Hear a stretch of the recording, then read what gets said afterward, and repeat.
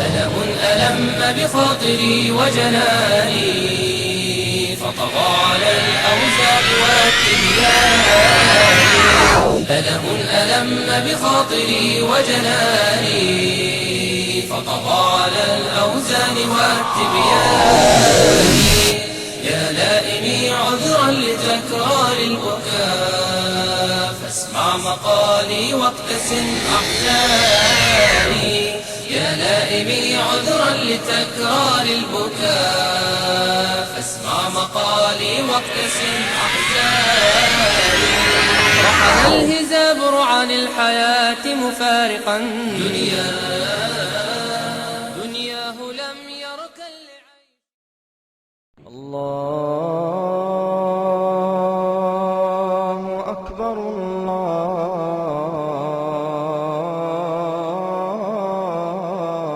الله أكبر.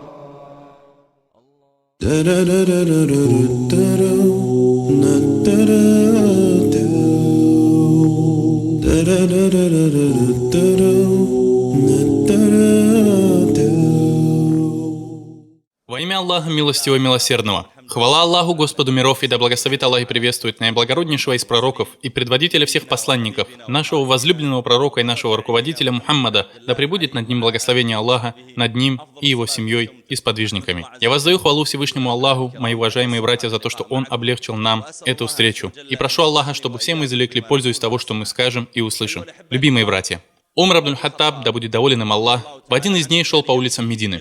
Он проходил мимо мастерской и увидел внутри нее человека, который разжег перед собой огонь и раздувал меха. Умар спросил его: «Чем ты занимаешься?» Он ответил: «Я кузнец и плотник». Он спросил: «И что ты сейчас делаешь?» Тот говорит: «Я делаю мельницы». Ручная мельница – это прибор, состоящий из двух жерновов, которые кладутся друг на друга, и сверху управляются подобием палки. И на таких мельницах перемалывают пшеницу, ячмень и так далее. Умар сказал: «До меня дошли вести, что ты говоришь, что если захочешь, то можешь сделать мельницу, которая работает от ветра. То есть я слышал, что ты можешь сделать ветряную мельницу». И этот огнепоклонник Абу Лю'лю сказал: «Умар, я непременно сделаю тебе то, о чем услышат люди Востока и Запада». Умар оглянулся на людей, которые были вместе с ним, и сказал: «Безбожник мне обещал». Умар пошел к себе домой, а огнепоклонник сделал кинжал с двумя концами. Это такой кинжал, который держит за середину. И он пропитывал его ядом в течение целого месяца. И вот во мраке ночью он вошел и спрятался в одном из углов мечети. И раньше мечети были не такие, как сейчас, с лампами, многочисленными люстрами. Тогда в мечети мог висеть всего лишь один светильник, или два. Умар зашел в мечеть, не зная, что его ждет. Он вошел в мечеть и стал имамом на утренний намаз. Сказал Аллаху Акбар и начал вести намаз с людьми. Огнепоклонник чуть было не вышел к нему, сразу после такбира, но побоялся, что какие-то люди могут подойти позже. Он сказал себе: нужно подождать. Умар встал на второй ракат и начал читать. И в мгновение ока к нему вышел огнепоклонник и пронзил его кинжалом. 3 раза. Первый раз он попал ему в грудь, второй раз в бок, а третий раз пришелся под пупок. Затем он выдернул из него кинжал. Когда он вытащил кинжал, нижняя часть живота Умара раскрылась. Умар вскрикнул от боли и упал на землю. Когда огнепоклонник закончил свое дело, он оказался в затруднительном положении. Рядом с михрабом, где стоял имам, не было двери, откуда можно было бы убежать. Есть только задняя дверь. Он начал размахивать кинжалом направо и налево, чтобы люди мимо него расступились, а он бы пробрался назад. Он ранил 30 сподвижников. Он оказался в задней части мечети и встал, обнажив свой кинжал. Дверь же была закрыта. Люди были ранены в разные места. В шею, в грудь, в лицо. Сподвижники падали на землю. Это проблема. Один сподвижник подошел к нему, и на этом сподвижнике был плащ. Он снял с себя плащ и кинул его в лицо огнепоклоннику. И как только плащ попал ему на лицо, он понял, что не сможет совладать со всеми. Ему нужно было время, чтобы распутаться. Поэтому он ударил кинжалом сам себя и умер. Абдулла ибн Умар говорит: «Я подошел к своему отцу и стал прикладывать свои руки на его раны, чтобы сдержать кровь. И моя рука буквально заходила ему в живот. Он сказал: и я снял свою чалму, подвязал ею его живот, и мы отнесли его на постель. Мы говорили с ним, но он не отвечал. Мы трогали его, но он не шевелился. О повелитель правоверных!» Но он был без сознания. «О Абу Хафс!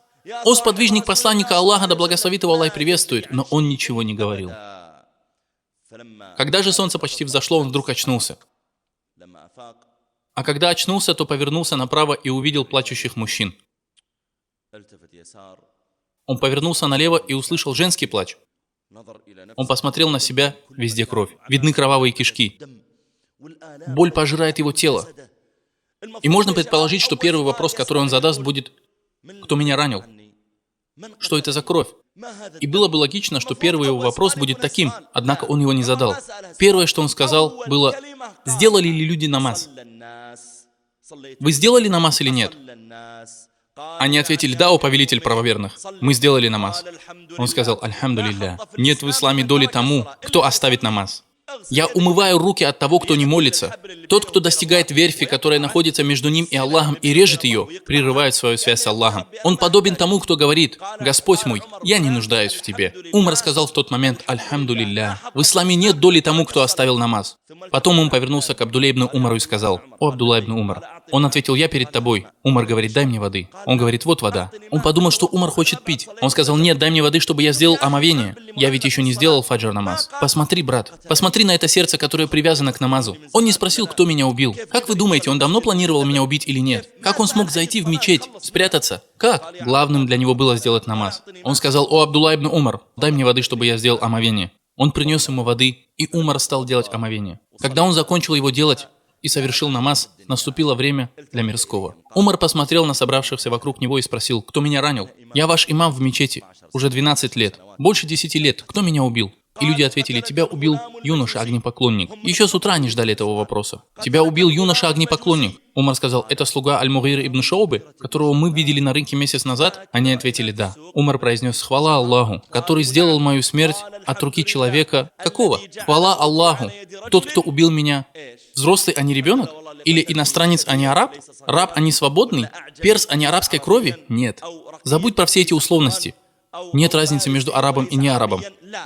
И араб может быть лучше не араба, только если он более богобоязненен. Ислам пришел и сравнял всех людей. Вопрос не в том, кто убил меня. Вопрос не в том, какой у тебя цвет кожи и как ты выглядишь, какого ты рода. Вопрос в том, каковы твои дела между тобой и Аллахом. Умар не сказал этого.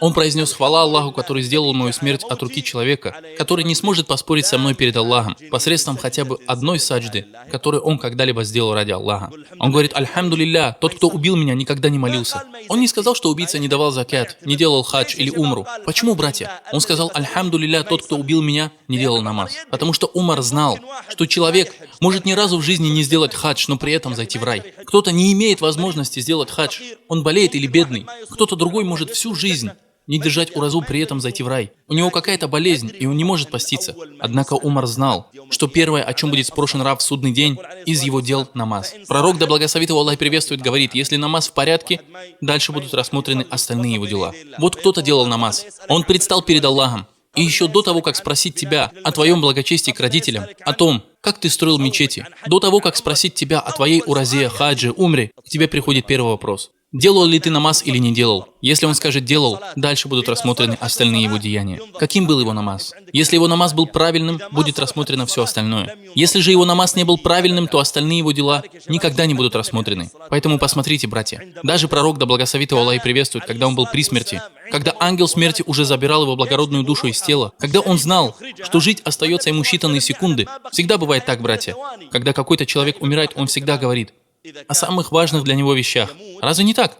Видел ли ты когда-нибудь человека, у которого уже предсмертные хрипы? Душа прощается с телом, а он смотрит на своего сына и говорит: «Сынок, кто победил во вчерашнем матче по футболу?» Говорит ли он так, когда он при смерти?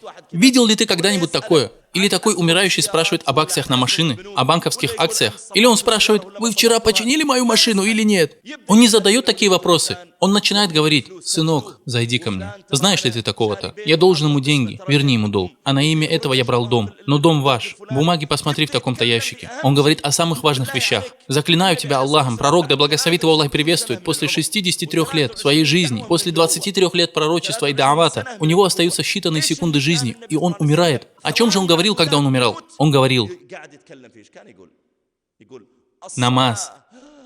Намаз. Намаз». То есть делайте намаз. Будьте внимательны к своему намазу. Не разделяйтесь в ваших молитвах. Будьте внимательны к нему. Возвеличивайте его, совершайте его вовремя. Намаз. Если бы он смог дать проповедь в тот момент, она была бы о намазе. Намаз. Намаз. Намаз. И те, кем овладели ваши десницы. То есть хорошо относитесь к рабам и невольникам, и подобным им, слугам, водителям. Он говорил намаз, намаз, намаз, пока не умер после того, как произнес шагаду, что нет никого достойного поклонения, кроме Аллаха, и то, что Мухаммад посланник Аллаха.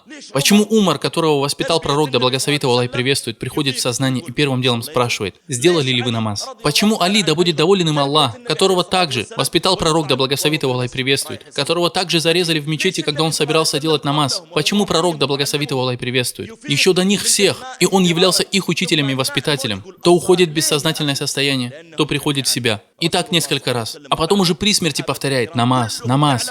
Почему, брат мой, почему? Потому что все они, посланник Аллаха, да благословит его Аллах и приветствует, и благородные сподвижники, все они знали, что если какой-то человек соблюдает свою молитву, он сохранит и остальную свою религию, а также жизнь. Но если он допускает упущение в намазе, за ним сразу же последует шайтан. Шайтан придет и будет властвовать над ним. Это происходит. Тогда, братья, когда приходит какой-то человек и нарушает связь, за которую ты держишься, за утренний намаз, потом за обеденный, потом за послеобеденный, за вечерний и за ночной, стоя перед Аллахом 5 раз в день и говоря, «Веди нас прямым путем». Прямой путь. Господь мой, это путь, в котором нет взяток, нет непослушания родителям, нет вина и алкоголя. Прямой путь – это тот, в котором нет наркотиков. Веди нас прямым путем. Когда ты повторяешь эти слова каждый день, знай, что как бы шайтан не хотел получить над тобой власть, он не сможет этого сделать. Но когда человек разрывает эту связь, которая находится между ним и Аллахом, что тогда остается между тобой и Аллахом? Ты уже не повторяешь «Веди нас прямым путем». Ты не придерживаешься этой связи с Аллахом несколько раз в день. Брат мой, что осталось между тобой и Аллахом? Какая связь? Пророк, да благословит его Аллах и приветствует, повторяет, когда умирает, намаз, намаз. Он знает, что даже если молящийся человек и совершает какие-то грехи, он сможет отдалиться от них. Поэтому я готов с тобой поспорить, что ты не найдешь тех, кто принимает наркотики и занимается их распространением, которые при этом бы говорили, клянемся Аллахом, мы совершаем 5 обязательных намазов в день в мечети. Или даже не в мечети. Я был в тюрьмах и встречался там с убийцами и наркоманами. Я ходил также в клиники, которые специализируются на лечении наркомании. И сначала я спрашивал их, братья, и на них заведены уголовные дела, убийства, изнасилования, очень страшные обвинения, или дела о воровстве, и особо крупных размерах. Иногда они занимались распространением наркотиков. И первый вопрос, который я задавал, какой была твоя жизнь в плане намаза? Они отвечали, Я говорю, какой? И никто из них не говорит, я делал все 5 намазов. Никто из них так не говорил. Никто из них так не говорил.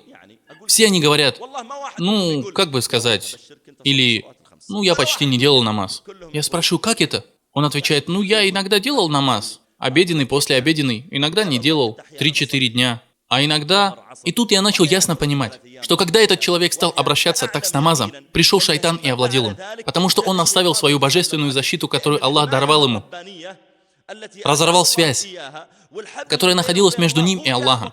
И следовательно, как сказал Аллах, если бы мы пожелали, то возвысили бы его посредством этого.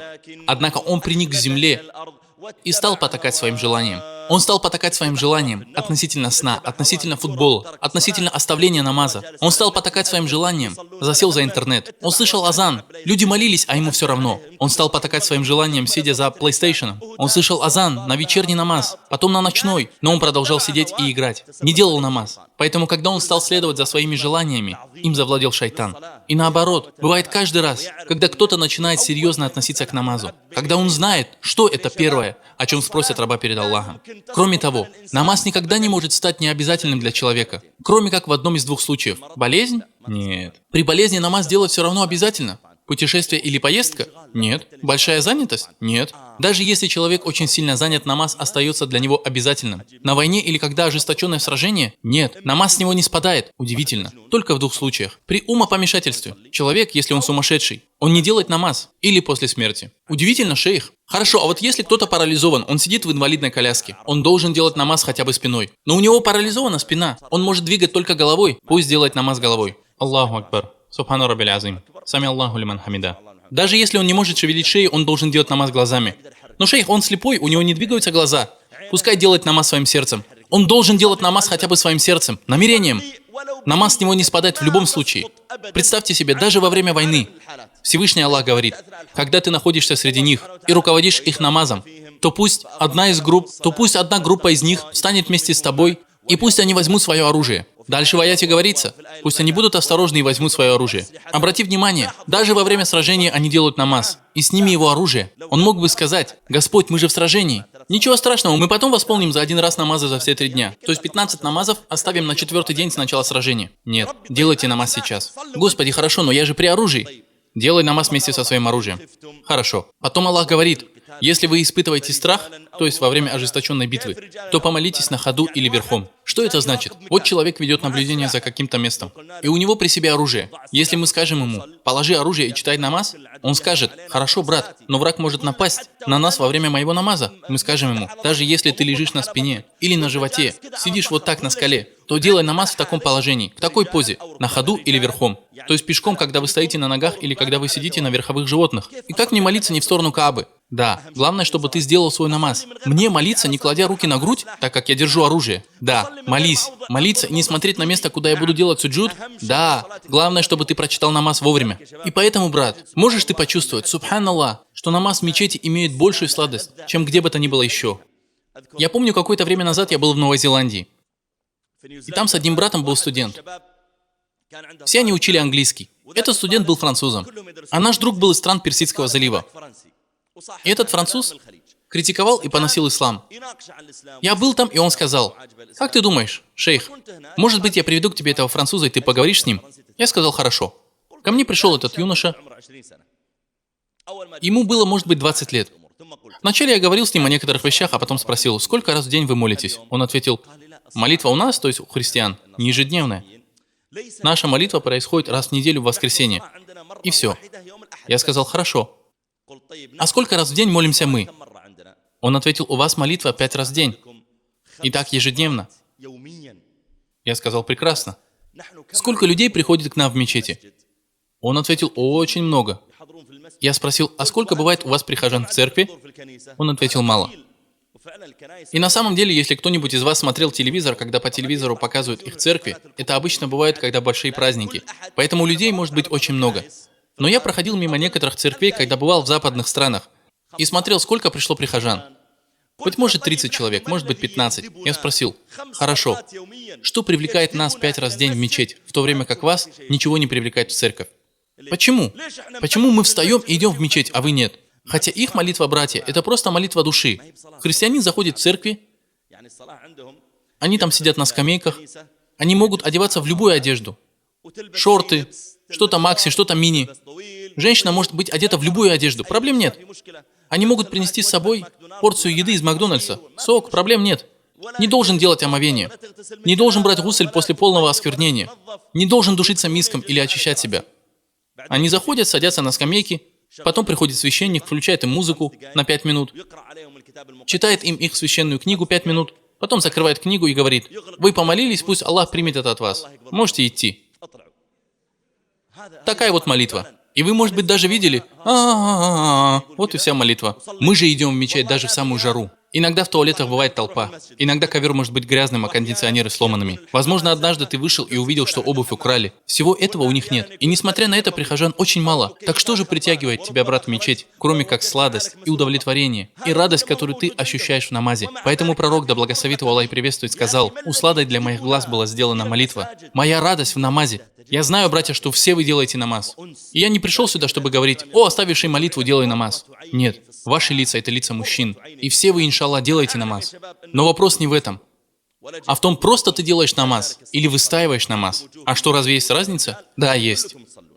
Аллах не говорит в Коране, «О те, которые уверовали, делайте намаз». Он говорит, «О те, которые уверовали, совершайте или выстаивайте намаз». Он также сказал, «Которые совершают намаз». Они выстаивают намаз. Так в чем разница? Я приведу тебе пример. Представим, братья, что все мы пришли к какому-то человеку и сказали, сделай хадж. Он говорит, ей-богу, ты прав. А когда хадж?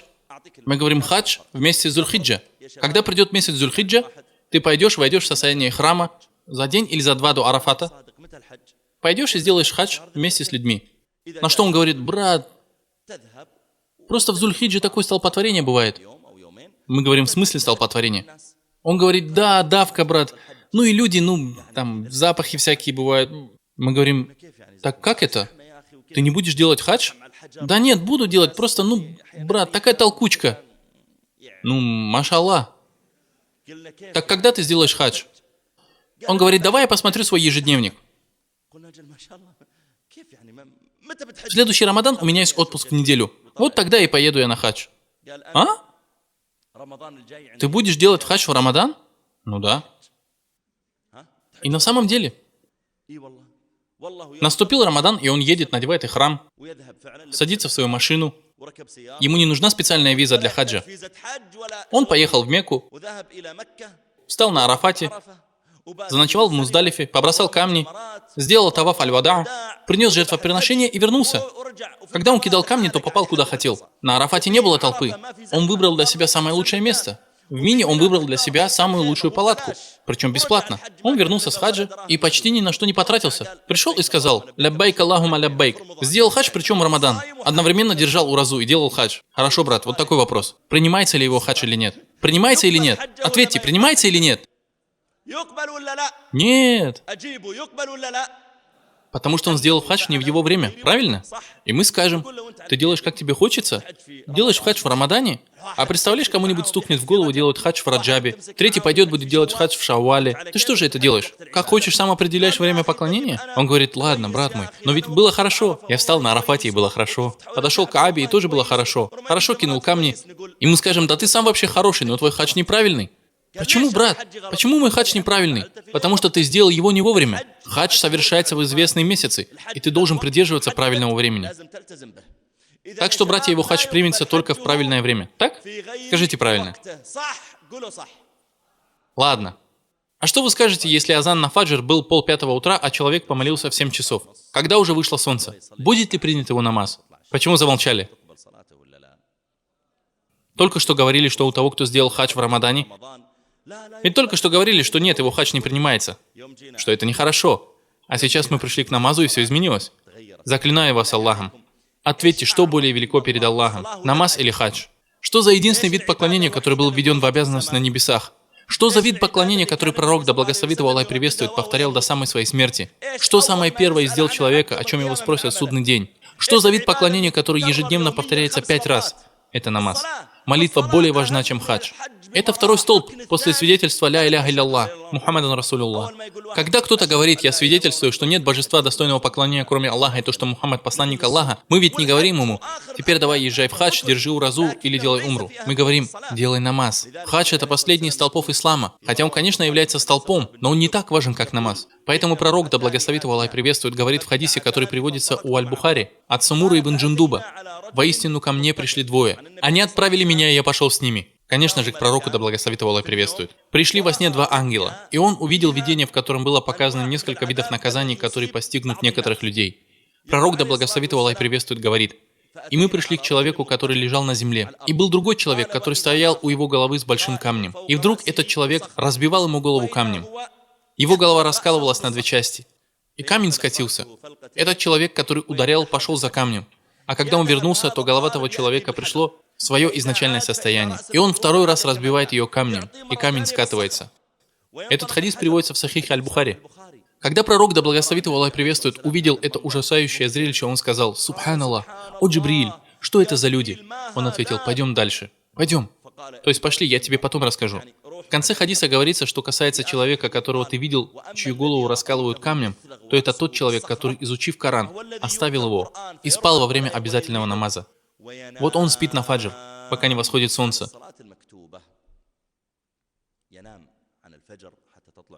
Он просыпает зухр, аср, магриб, иша. Он спит во время обязательного намаза. И это тот человек, чью голову раскалывают. Почему братья ему раскалывают голову? Они бьют, скажем, по ногам или животу. Потому что удовольствие от сна в голове. Именно поэтому голову, которая наслаждалась сном, наказывают в судный день. Так что смотрите. Когда Всевышний Аллах упомянул обитателей рая и обитателей ада, Он сказал, что после того, как обитатели рая войдут в рай и будут наслаждаться раем, они начнут расспрашивать друг друга о некоторых своих товарищах, которые у них были в этом мире. Один человек говорит: «Люди, тот мой друг, который у меня был в школе, что-то я не вижу его в раю». Другой говорит: «У меня был знакомый на районе, я тоже не вижу его в раю». Они спрашивают, и им отвечают: «Они в аду». Тогда обитатели рая подходят и смотрят на тех, кто в огне, и спрашивают: «Что привело вас в преисподнюю?» Посмотри, Аллах описал это в аяте. Аллах сказал: «Каждый человек является заложником того, что он приобрел, кроме людей правой стороны». В райских садах они будут расспрашивать друг друга о грешниках: «Что привело вас в преисподнюю?» «Как вы попали в ад?»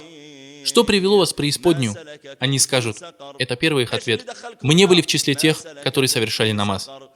Второе: «Мы не кормили бедняков, мы не давали закят». Собрали деньги? но закят не выплачивали. И третье, мы погружались в славоблудие вместе с погружавшимися. Общались с молодыми людьми. Если они делали намаз, то и мы его делали. Если они пели, то и мы пели. Если они курили, и мы курили. Если они принимали наркотики, мы тоже их принимали. Если они курили гашиш, мы тоже его курили. Они не слушались родителей, и мы не проявляли к ним благочестия и почтения. Вместе с остальной молодежью.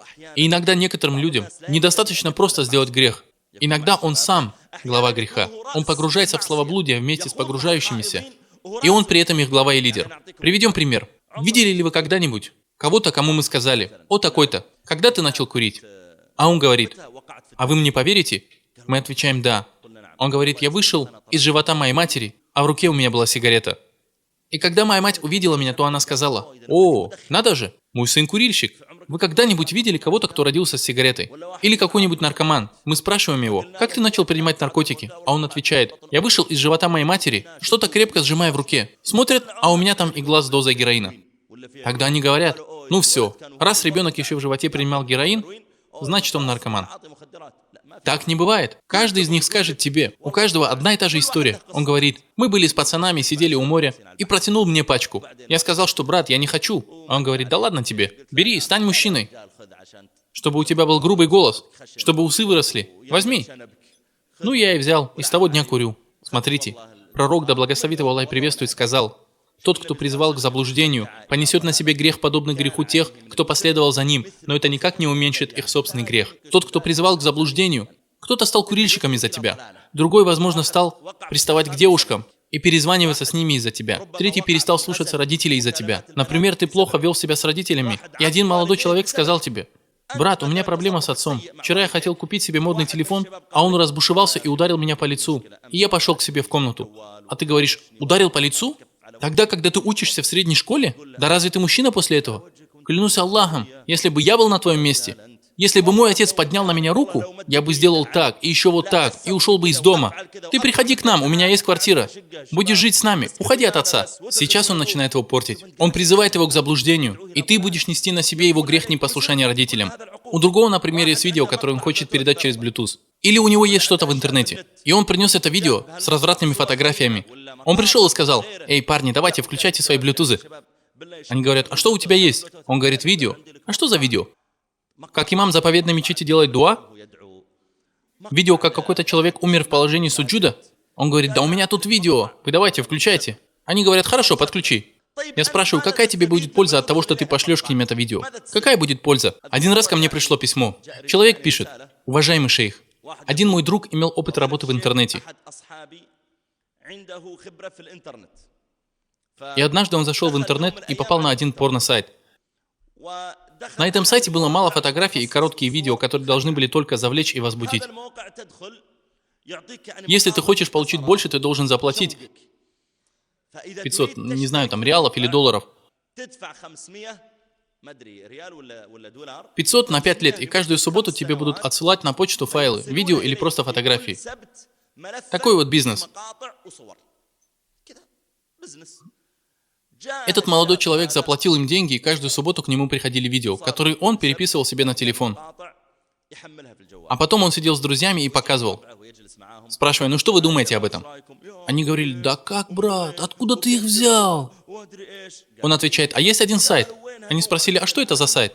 Скажи нам адрес». Он ответил: «Это платный сайт. Да еще и заблокированный. Целая проблема, чтобы туда зайти». Они говорят: «Хорошо, но мы так сильно хотим такие фотографии». Он сказал: «Хорошо, знаете, что мы сделаем? Дайте мне вашу почту. И каждый раз, когда ко мне будут приходить файлы, я автоматически буду перенаправлять их к вам». Хорошо, просто псих. Ну какая тебе будет от этого польза? На самом деле, какая тебе от этого польза? Если бы каждый из них дал тебе 500 реалов, ты бы мог собрать хоть 1000, была бы хоть финансовая польза. А сейчас, какая тебе будет выгода? Когда сейчас ты смотришь запретное видео в телефоне, ты им наслаждаешься. Да, это харам. Но ты хоть получаешь какое-то наслаждение. А когда кто-то другой смотрит это же видео за твой счет, какая тебе польза? И вот так они дали ему адрес своей почты. Он дает ему свой адрес, его брата, его друга, его служанки, его бабушки, я не знаю там. И так они собрали много имейлов. Возможно, их было около 100. Этот юноша зашел в интернет и ввел эти почты и запрограммировал так, что эти файлы, когда они приходят на его почту, автоматически пересылаются 100 другим e-mail'ам. который он объединил в группу. И каждый раз, когда он сидит с ними, начинается: «Брат, откуда это? Да как?» И он чувствует себя героем. Хотя что он им сделал? Он дал им развратные порно-картинки. Что за геройство? И вот каждый раз, когда они его видят, они говорят: «Брат, да как это?» И те люди начали делать то же самое. Пересылать эти фото и видео своим знакомым. И проходит 6 месяцев, и этот человек попадает в аварию и умирает. И вот кто-то написал мне это письмо и говорит: «Шейх, что нам делать?» Он говорит мне: «Когда он умер в один из дней, я зашел к себе на почту. В субботу ко мне пришло письмо. Я открыл это письмо, и в нем было порно от того человека, который умер. И я сказал: ля хавля ва ля куввата илля билля. Возможно, он отправил это письмо еще до своей смерти. Да простит его Аллах». И я стер его. Он говорит: «И в следующую субботу ко мне приходит новое письмо со свежей датой. Я открываю, и там опять порно. Отправитель тот человек, который умер. Он сейчас в могиле». И я сказал: «Ля хавля ва ля куввата илля билля». Я понял, что пересылка этих писем происходит автоматически. Он говорит: «Тогда я отправил письмо на тот сайт, где он был зарегистрирован. Я сказал: люди, такой-то человек, которому вы отправляете письма, умер». Они ответили мне: «Дай нам что-нибудь, например, пароль». Потому что так говорить может кто угодно. «Дайте нам секретный номер или пароль». Я сказал: «Я не знаю, этот человек умер». Они сказали: «Нет». Ему осталось получать письма еще 4,5 года. Он говорит: «Шейх, до сих пор к нам приходят его письма. Что нам делать?» Всевышний Аллах говорит: «Воистину мы оживляем мертвых», то есть в судный день, «и записываем то, что они совершили». И что? И то, что они оставили после себя, которое они оставили после себя в этой дуне. Всякую вещь мы посчитали в ясном руководстве, то есть хранимой скрижали. Поэтому, братья, клянусь Аллахом, я желаю вам блага, и вы для меня как мои собственные дети. Сын мой, смотри. Если ты был испытан грехом, похоть, молодость, превосходный возраст, у кого-то видео на телефоне, у кого-то флешка в 20 или в 30 гигабайт, заполненная непонятно чем, или жесткий диск на 100 гигабайт с разными глупостями, или у него есть сайт, или любое другое средство возбуждения страстей, похоти и запретного. Это вопрос, сын мой, между тобой и Аллахом. Всегда проси Аллаха простить тебя. Если ты оступился, скажи: «Господь мой, прости меня». Однако остерегайся того, о сын мой, чтобы стать призывающим других людей к попаданию в грех. Потому что если ты станешь призывать их к этому, ты станешь подобен Иблису. Когда Аллах изгнал Иблиса из его милости и сказал в Коране: «И проклятие мое пребудет над тобой до дня воздаяния». И что ответил ему Иблис? Сказал ли он: «Я прошу твоего прощения, прости меня»? Нет. Иблис сказал: «Клянусь твоим могуществом, я совращу их всех». Господь, подобно тому, как совратился я совращу людей. Будь внимателен, сын мой. Остерегайся того, чтобы быть одним из тех совращающих. Люди испортились и начинают портить других людей. Остерегайся того, чтобы шайтан использовал тебя как вьючное животное, чтобы он сел тебе на спину и управлял тобой ради того, чтобы испортить и совратить людей. Сейчас ты открываешь ноутбук, и со всех сторон у тебя разные скрытые файлы, и у тебя флешка с разными развратными вещами, или у тебя что-то есть в телефоне. И как же будет прекрасно, дети мои, когда человек открывает все это, а потом начинает удалять и говорить при этом: «Господи, клянусь твоим могуществом и величием, я бы хотел все это оставить у себя и радоваться этому, но ради Тебя, Господи, я сейчас все это удалю.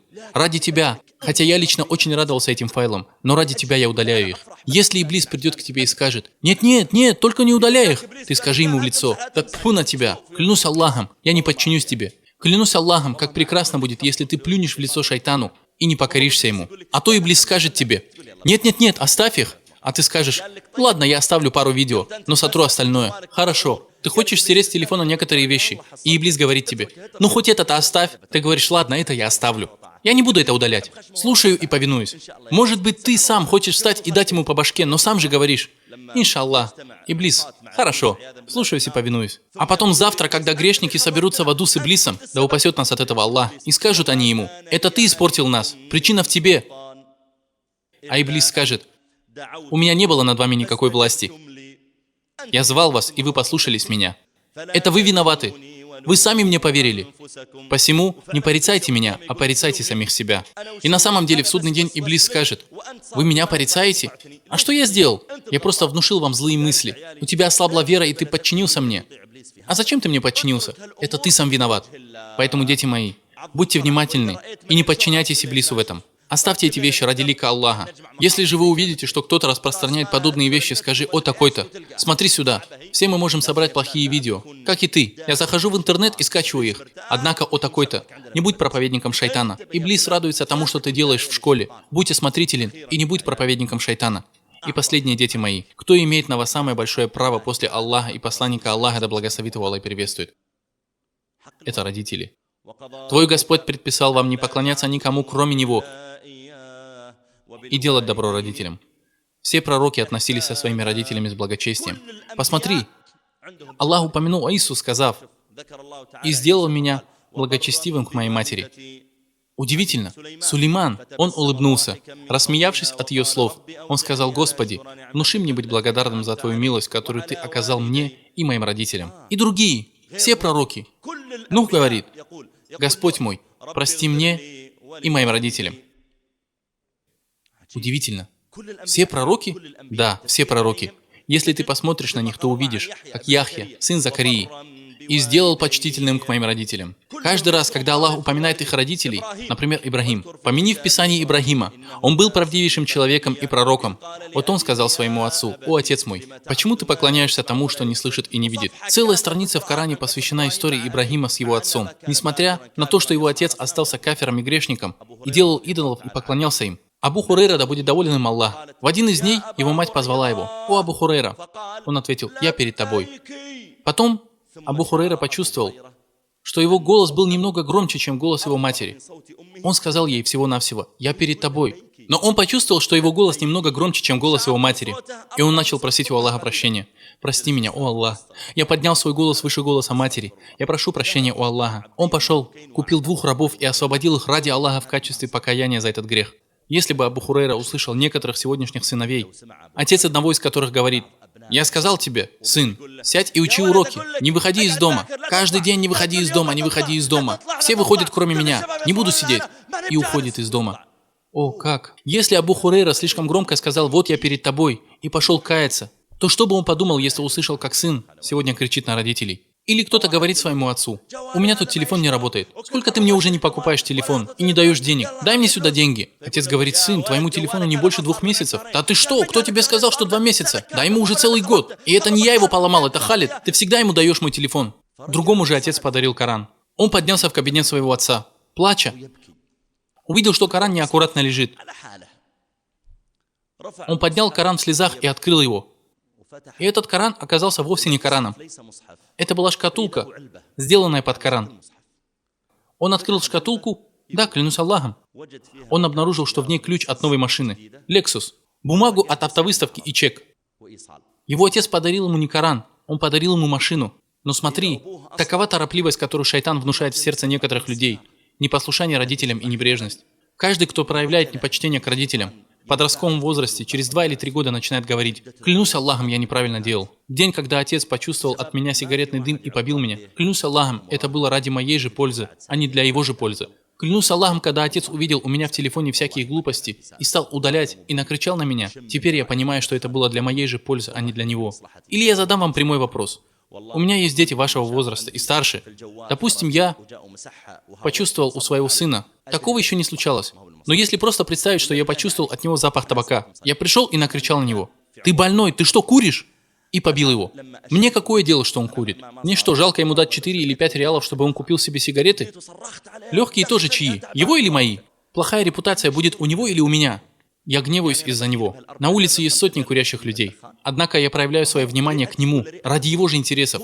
Если мой сын скажет мне: «Это не твое дело, я хочу курить», я скажу ему: «Сын мой, ты сумасшедший. Я тут из кожи вон лезу из-за тебя. Я бы хотел, молодые люди. Мои дети, я прошу вас. Вы должны понять это. Благочестие, почтение к родителям. Твое благочестие к ним, внимание к ним. Это когда ты принижаешь себя ради них. Аллах говорит: склони перед ними крыло смирения по милосердию. Склонись ради своего отца и матери. Ключи к уделу перед твоим Господом зависят от твоей почтительности к родителям. Серьезно относись к своему намазу. Почитай своих родителей. Остерегайся дурных товарищей. Будь ключом к благу, чтобы добиться успеха. Я прошу Всевышнего Аллаха направить нас и вас ко всякому благу. Я прошу Всевышнего Аллаха использовать меня и вас в повиновении Ему. Скажите аминь. Я прошу Всевышнего Аллаха использовать меня и вас в повиновении Ему. Я прошу Аллаха, чтобы мы радовали наших родителей. Я прошу Аллаха сделать нас почтительными к вашим отцам и матерям, сделать нас радостью для них, даровать вам успех и принести посредством вас пользу этой хорошей стране, Кувейту. Я прошу Всевышнего Аллаха сохранить Кувейт от всякого зла. О Аллах, отвлеки того, кто хочет сделать что-то плохое Кувейту или другой стране мусульман, на самого себя.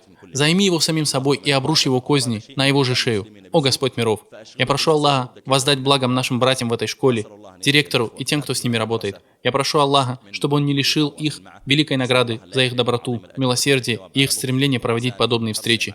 И также я прошу Всевышнего Аллаха воздать благом тем братьям, которые работают в Министерстве вакфов. И да благословит Аллах и приветствует нашего пророка Мухаммада.